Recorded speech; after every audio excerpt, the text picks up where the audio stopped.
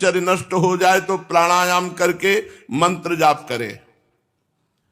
ब्रह्मचारी को पवित्रता के साथ एकाग्रचित होकर के अग्नि, सूर्य, आचार्य, गौ, ब्राह्मण, गुरु, वृद्धजन और देवताओं की उपासना करनी चाहिए। त्रिकाल संध्या ब्रह्मचारी को करनी चाहिए। गुरु को मेरा ही स्वरूप समझे, कभी गुरु का तिरस्कार न करे। गुरु को साधारण मनुष्य समझकर उन पर दोष दृष्टि न करे, क्योंकि गुरु सर्वदेवमय होता है। सायंकाल और प्रातः काल दोनों समय जो कुछ भिक्षा में अन्न आदि मिल जाए वो गुरुदेव के आगे रख दे, और गुरुदेव आज्ञा करे तो भोजन करे, नहीं प्रणाम करके भूखा ही रह जाए। गुरु यदि जाते हो तो उनके पीछे पीछे चले। जब गुरु सो जाए तब चाहिए ब्रह्मचारी को दूर हट करके और फिर सोए। अगर गुरु थके हो तो उनके पास बैठकर चरण दबावे, और अगर गुरु बैठे हो तो हाथ जोड़कर खड़ा रहे जब तक वो आज्ञा न करे। इस प्रकार एक अत्यंत छोटे व्यक्ति की भांति गुरुदेव की जब सेवा शुश्रूषा की जाती है तब जाकर के परब्रह्म परमात्मा की अनुभूति की योग्यता होती है। जब तक गुरु के समीप शिक्षा दीक्षा प्राप्त करे तब तक भोगों से दूर रहकर गुरुकुल में निवास करे और कभी अपना ब्रह्मचर्य व्रत खंडित ना करे। अगर ब्रह्मचारी को यह विचार है कि मैं मूर्तिमान वेदों के निवास स्थान ब्रह्मलोक को जाऊं, तो उसे आजीवन नैष्ठिक ब्रह्मचर्य व्रत ग्रहण कर लेना चाहिए। वेदों के स्वाध्याय के लिए अपना सारा जीवन गुरु की सेवा में समर्पित कर देना चाहिए। जो आजीवन ब्रह्मचर्य रहना चाहते हैं उनको विपरीत शरीरों के संसर्ग से बचना चाहिए। जैसे स्त्री शरीर तो पुरुष शरीर के संसर्ग से, पुरुष शरीर तो स्त्री संसर्ग से। जब ब्रह्मचारी ब्रह्मचर्य रहता तो सचमुच वो ब्रह्म तेज संपन्न हो जाता है, फिर उसे कोई दबा नहीं सकता। ब्रह्म तेज से संपन्न ब्रह्मचारी को कोई भी नहीं दबा सकता, भूत प्रेत यक्ष राक्षस पिशाच कोई भी नहीं। और ब्रह्मचर्य से ही उसके सारे पाप नष्ट हो जाते हैं। ब्रह्मचारी को चाहिए कि अग्नि, गुरुदेव और शरीर के अंतर्गत मैं विराजमान हूं, मेरी उपासना से ही सेवन करे। गुरुदेव साक्षात भगवान, अग्नि साक्षात भगवान और हमारे हृदय में साक्षात भगवान, और सबके हृदय में एक ही परमात्मा विराजमान है, ऐसा भाव करे। ब्रह्मचारी, वानप्रस्थ और विरक्त सन्यासी को चाहिए कि स्त्रियों को देखना, स्त्रियों का स्पर्श करना, स्त्रियों से बातचीत करना, स्त्रियों से हंसी मस्करी करना, ये दूर से ही त्याग दे। और कोई भी पशु पक्षी अगर मैथुन कर रहा हो, उस पर दृष्टि पड़ जाए तो तुरंत दृष्टि हटाकर प्रणाम करो और दोबारा उधर दृष्टि मत डालना। प्रिय उद्धव, ब्रह्मचारी को हर समय पवित्र रहना चाहिए। शरीर पवित्र, वस्त्र पवित्र, वाणी पवित्र, चिंतन पवित्र। कभी मुंह जूठा नहीं रखना चाहिए, आचमन करके रखना चाहिए। कुछ भी खाए पिए तुरंत कुल्ला करे, आचमन करे। जरा भी अपवित्रता हो तो स्नान करे। त्रिकाल संध्या, तीर्थ सेवन, मंत्र जप, समस्त प्राणियों में भगवान को देखना, मन, वाणी और शरीर का संयम, ये ब्रह्मचारी के लिए परम आवश्यक है। अस्पृश्यों को न छुए, अभक्ष पदार्थ ना खाए, जिनसे बोलना उचित नहीं उनसे बात ना करे। ये नियम सभी के लिए है, चाहे वो गृहस्थ हो, वानप्रस्थ हो या सन्यासी हो। नैष्ठिक ब्रह्मचारी जब इन नियमों का पालन करता है तो उसकी वाणी में तेज, उसके चेहरे में तेज, उसके संकल्प में दम होती, वो अग्नि के समान तेजस्वी हो जाता है। तीव्र तपस्या के कारण उसका कर्म संस्कार भस्म हो जाता है, अंतःकरण शुद्ध हो जाता है और वह मेरे को प्राप्त कर लेता है। अब नैष्ठिक ब्रह्मचार्य ग्रहण करने की यदि सामर्थ्य ना हो और गृहस्थ में जाना हो तो उसे विधि पूर्वक गुरु को दक्षिणा दे करके और गुरु से अनुमति लेकर के समावर्तन संस्कार करावे और स्नातक बनकर ब्रह्मचर्य आश्रम छोड़ दे और फिर गृहस्थ आश्रम जाए। गुरु की आज्ञा लेकर, गुरु को संतुष्ट करके, गुरु को दक्षिणा देकर। ब्रह्मचारी को चाहिए कि ब्रह्मचर्य आश्रम के बाद गृहस्थ अगर गृहस्थ में नहीं तो वानप्रस्थ आश्रम में प्रवेश करे, और यदि ब्रह्म ऋषि कुल में जन्म हुआ है तो सन्यास ले सकता है, दंडी सन्यासी। मेरी आज्ञा के बिना आश्रमों के विपरीत आचरण न करे कि गृहस्थ है वानप्रस्थ नहीं हुआ और सन्यासी हो गया, या ब्रह्मचारी है सीधे सन्यासी हो गया। ब्रह्मचारी, गृहस्थ, वानप्रस्थ, सन्यासी। प्रिय उद्धव, क्रमशः एक आश्रम से दूसरे आश्रम में प्रवेश करे,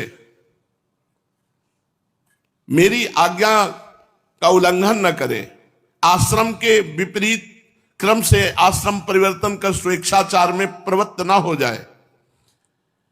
ब्रह्मचर्य आश्रम के बाद गृहस्थाश्रम स्वीकार करना हो तो ब्रह्मचारी को चाहिए कि अपने अनुरूप शास्त्रोक्त लक्षणों से संपन्न कुलीन कन्या से विवाह करे। कन्या अपने से छोटी अवस्था वाली होनी चाहिए। भगवान सब एक एक वर्णन करते हैं।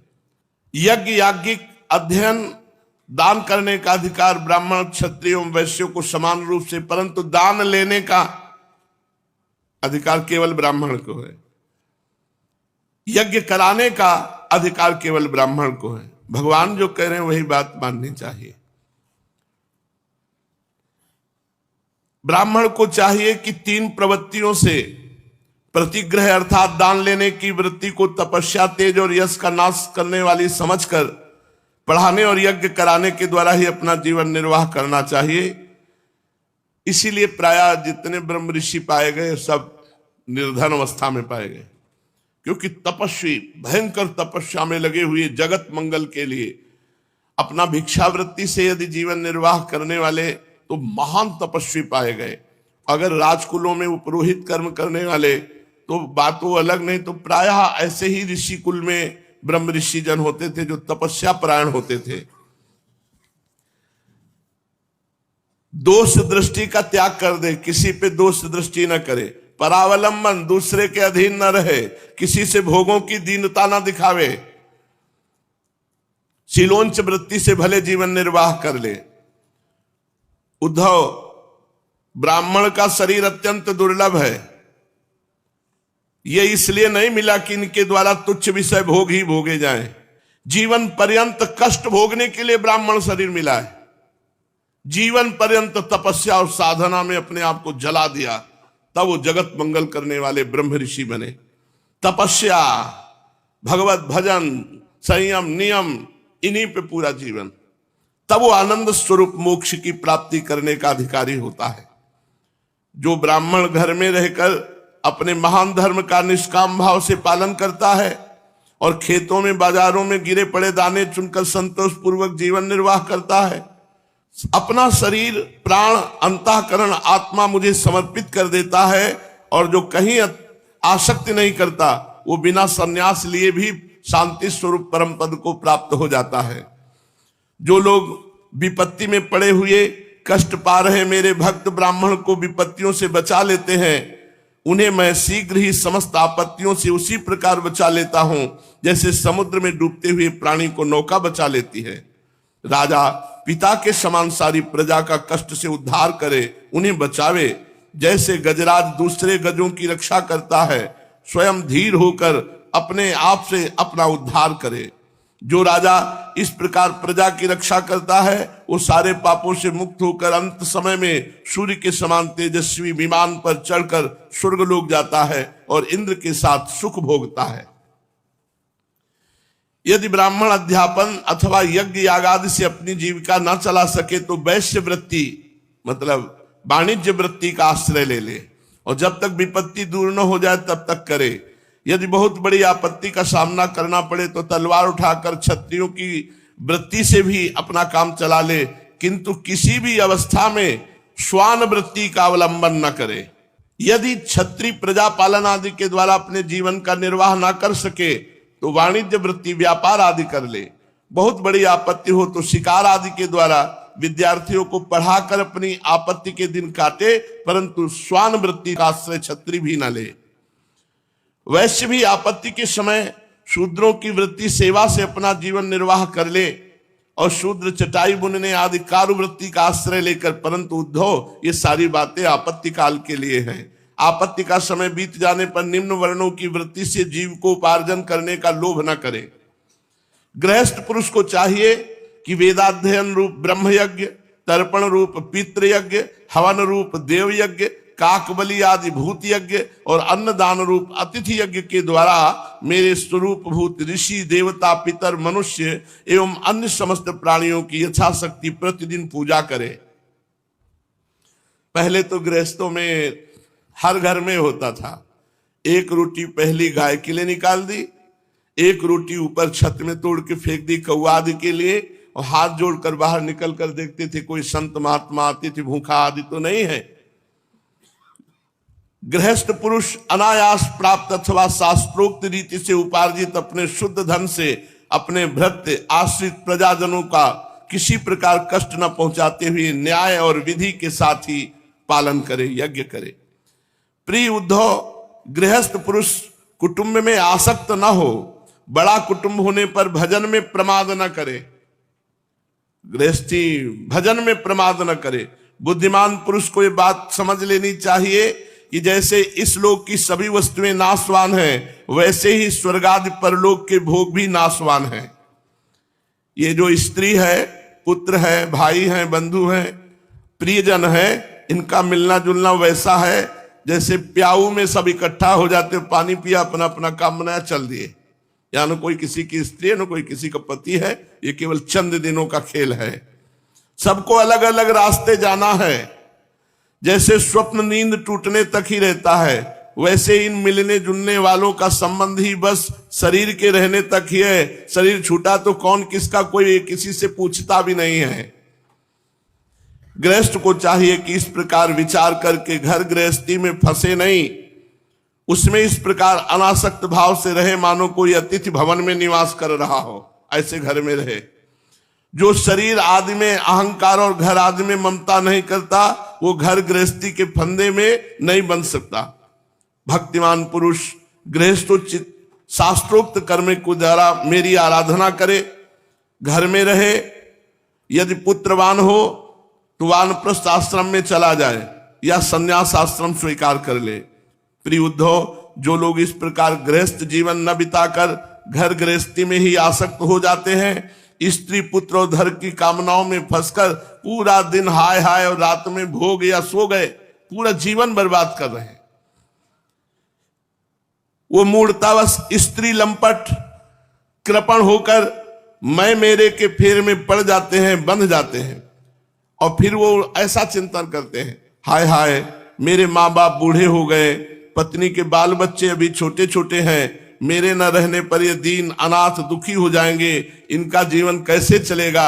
इस प्रकार घर गृहस्थी की वासना से जिनका चित्त विक्षिप्त हो रहा है, वह मूढ़ बुद्धि पुरुष विषय भोगों से कभी तृप्त नहीं होता और विषयों की उलझन में ही मर जाता है और मरकर घोर में तमो में नरक में जाता है।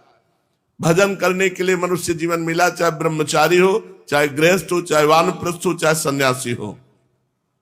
यदि घर में रहकर ये लड़का बच्चा परिवार इसी की आसक्ति में भजन नहीं किया, तो भगवान कह रहे हैं ये उद्धव जी से कि विषय भोगों में कभी तृप्त नहीं हो पाते, भोगते भोगते और आशा बढ़ती जाती है और इन्हीं उलझनों में घर परिवार की आ जाती है मृत्यु, शरीर छूटा, घोर तमो में नरकों की प्राप्ति होती है। इसलिए धाम का आश्रय, धाम का वास या निरंतर जहां भी हो नाम जप करते हुए भगवत लीला कथा गायन श्रवण नाम कीर्तन, तो जीवन तुम्हारा सार्थक हो जाएगा। इसके बिना जीवन निरर्थक है, चाहे जो कर लो सब यही रह जाएगा।